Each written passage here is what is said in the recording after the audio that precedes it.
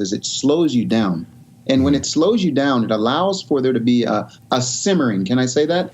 A simmering that takes place and it comes out. Again, I want to go back to this, Michael. How many years did you spend in the chronological Gospels before you ever made it this beautiful book that you gave me? It was a part of your life. It was something that was simmering. You had Bible studies in the Galilee about this. You were contextually in the land of Israel. And so the beauty of what we're doing right now, and I would say this is probably the biggest benefit for this joint study.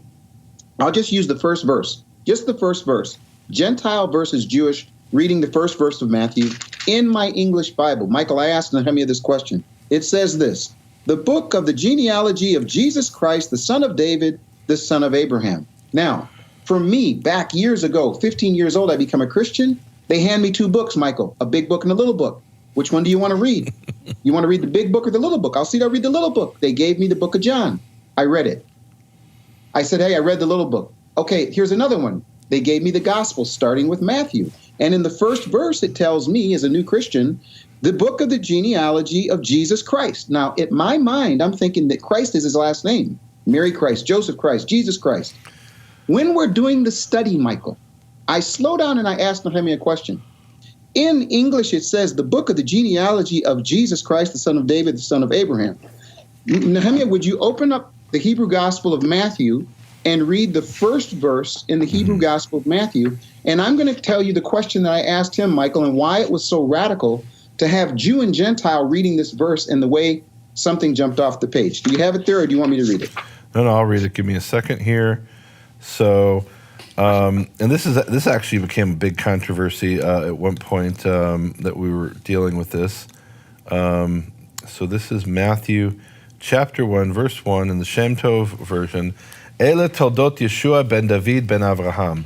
These are the generations of Yeshua, the son of David, the son of Abraham. Okay, so Michael, I asked a question that I wouldn't have asked had I not been in study with Nehemiah.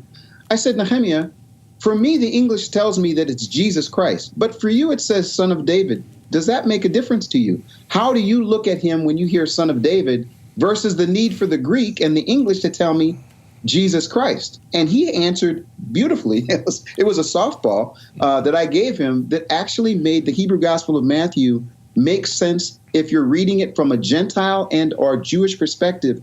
When I see son of David alone, immediately I asked him, what do you think of? And what did you say, Nehemiah, when you hear Yeshua, son of David? Yeah, I mean, son of David obviously means they're saying he's from the Davidic line, and therefore Did you hear what he just said, Michael? King Messiah.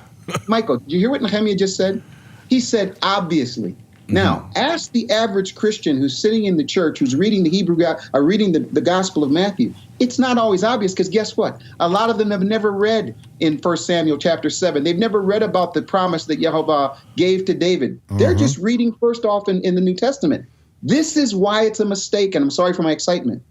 You can't start with Matthew if you want to understand what's being said. So for me, I kept asking a question, Michael. I said, who's David? They said, oh, you got to read in the big book. And then it said Abraham. And I said, well, who's Abraham? You got to read in the big book. Well, I said, give me the big book. I studied 18 years with Nehemiah in the big book, and now we come to Matthew. And, Michael, it's beautiful. It's absolutely beautiful. Jew and Gentile reading the Hebrew Gospel of Matthew. There you're getting into